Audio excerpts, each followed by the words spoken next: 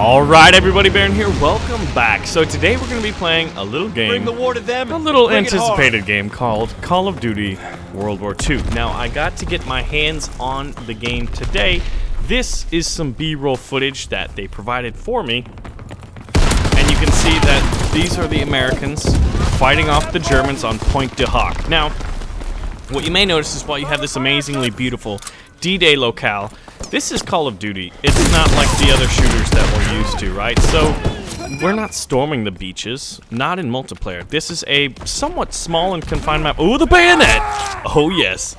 Look at this guy, this poor Jerry. He didn't even... Dude, that was like straight to the back of to his spinal column right there, and he got knocked out. Look at that. So, there's power-ups, right? So, we're going to see some recon aircraft. He's using the M1 Garand. He just got killed by, what was that? It looked like a light machine gun. Was that the MG-15, which I believe is what we're looking at right now? So this is just kind of like a highlight reel of B-roll footage. But this is the Pointe du Hoc map. Now, when I got to play at the Activision booth at E3, that's where I'm at right now, in Los Angeles, is, you know, we got to play this map, and then we got to play a little bit about the war game mode. Do you fuck with the war? That's what I want to know. If you guys know what I'm talking about, then you probably know about PNG as well. But let's get back on task here. So, back to Call of Duty World War II. This is a game that was one of my most anticipated ones for E3. It's definitely in the top 10. That, Star Wars Battlefront 2, Sea of Thieves, which I showed off on the other channel just the other day. Look at that. Little 1911 and just a few tat. And we got a little Springfield sniper rifle. Now what's interesting is whether you're on the Americans or the German side, what I noticed is classes are universal. Well, I guess, yeah, well, weapons are universal. The Americans don't just use American weapons, the Germans don't just use German weapons. This is Call of Duty multiplayer. You have to keep that in mind. They're not really going for a truly historically accurate... Oh, look at that little flak gun. Wouldn't that be fun to use? Probably can't use it. But a nice little German 20mm right there. Now, I don't know if it's a single or double. It's definitely not a quad. But when you look at it, look, we're passing under a P-47 Jug right now. Enemy recon aircraft the observed. level of detail that it's going in these maps is wildly impressive. It's beautiful. Oh, missed his shots. Are you gonna bayonet? Nope, no knives. Recon aircraft ready. And I want to see them pull up the recon aircraft. I know that some of what do you call them in COD, right? You know, the power-ups that you get is one of them you get in a plane and you actually get to control it, which is pretty fun. I've seen that happen. Enemy recon aircraft observed. And oh man, I wish they would just take a closer look. Oh, look at that! See the battleships in the background? It's gorgeous. There's that German flak gun. It looks like a twin right there. Two barrels back to back. The M1 Garand with that classic reloading sound. So. The fidelity that they've paid attention to in terms of, you know, visual fidelity and the audio quality and the gun sounds, I would say, is pretty well done. How did that guy not see him? Dude, this guy's just wrecking house over here. Flamethrower ready, so here we go. This is one of the power-ups, right? Oh, this poor guy got absolutely roasted. Look at that. The fighter pilot's ready. Now, are we going to get to see the fighter pilot? That's what he's calling in the airstrike. And he's pulling out the flamethrower again. So even though he died, he had the flamethrower. Now I wonder if it's just like a certain amount of time. How does it work? It looks like you've got fuel until you kind of get toasted there. But like I said, this is kind of a number of different players at different spots. So you just gotta keep a close eye onto the kills.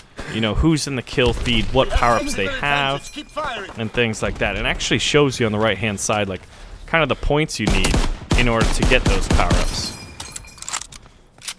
But man, I tell you what, it looks good, it sounds good. It's very much, from my experience, it very much still is a Twitch-based shooter. The Call of Duty maps are still pretty small relative to, you know, other games like the Battlefields or even Call of Duty 1 on PC, which was my personal favorite. I know a lot of people were big fans of Call of Duty 2, and honestly, I just didn't play that one. I think I was playing different games at that time. There we go, nice sharpshooter kill right there. You get to see the scope, and then it's just hopping around. The action you see, it's just hot and fast. Come on, knife him! Oh, I want to see a knife so bad. And you can bayonet, that's always fun. So it looks like that the power-ups here, kind of this airstrike here that you can call them. And here's the one you can control, right? So you kind of, the enemies are pinged, and then it pulls out. So you get that little bit of like, oh, you're gonna be a fighter pilot. I would imagine in the campaign is really where you're gonna see the historical accuracy paid attention to, where you're gonna storm the beaches, where you probably get to fly. Oh, got bayoneted. Where you'll get to fly the planes, you know, sail the ships, drive the tanks. That's Call of Duty campaign, which is a truly epic thing, right? So while I currently am pretty rusty at Call of Duty multiplayer combat because it's just so fast, so twitchy, and the maps are relatively small, and I tend to gravitate towards more of the bigger battle experiences. There is a mode that I'm excited to check out. I've got to play it briefly, and I'm looking forward to going over the footage and being able to show that off to you. If you want to see more, let me know. You know the deal. Pulls the trigger on the like button, and then obviously let me know. Say, hey Baron, I want to see more multiplayer because I've got some footage on that. Or maybe I want to see the war mode. Ooh, nice little hop right there. And the recon aircrafts, the stuff that is very quintessentially, you know, Call of Duty is in the game. So if that's what you're going for, they got that. I think that the war mode and the campaign are going to be the things that I'm going to gravitate more towards. And that was an interesting semi-automatic shotgun with actually, if you look closely when I was playing it earlier, it's got this a bit of a drum magazine to it. Are we going to see it? Yeah, see that drum mag? Interesting, huh? Very interesting, like, see, my question is, were those around? They probably were around, but I wonder if they were, I don't think they were used in mass. Look at that burning Panzer IV. Look at the level of detail on that. The level of details in the map, it's amazing, right?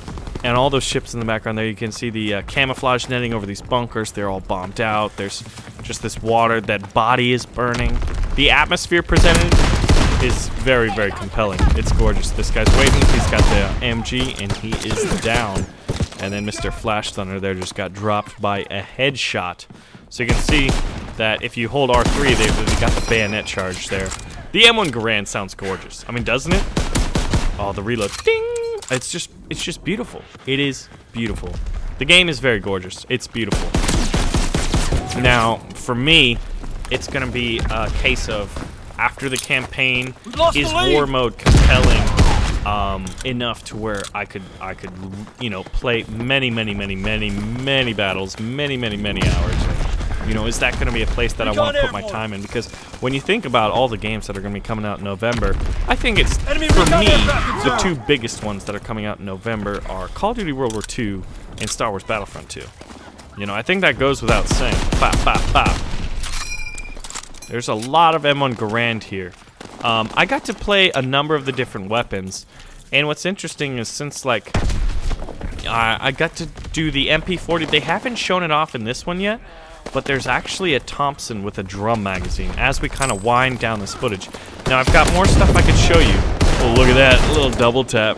And it was interesting. Now, this is obviously early, but it looked like those falling animations for both those two guys that fell were the same.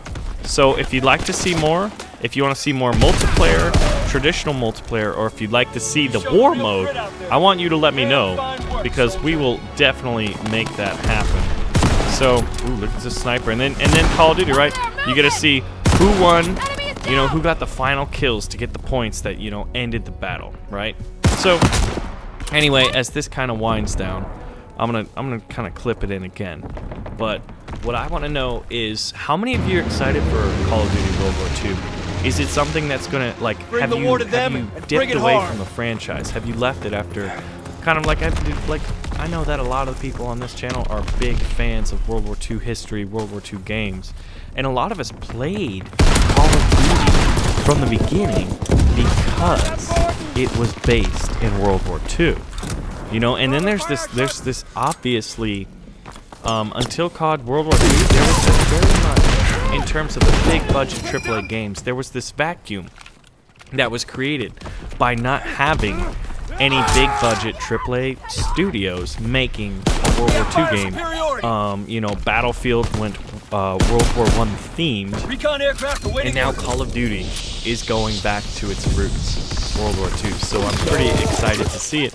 And I do remember the how fun campaigns were, right? I do miss kind of the bigger scale battles, of the original Call of Duty, but I understand that, like, you know, you probably want to differentiate yourself. Like, while Battlefield went big battles, Call of Duty went smaller and twitchier shooting.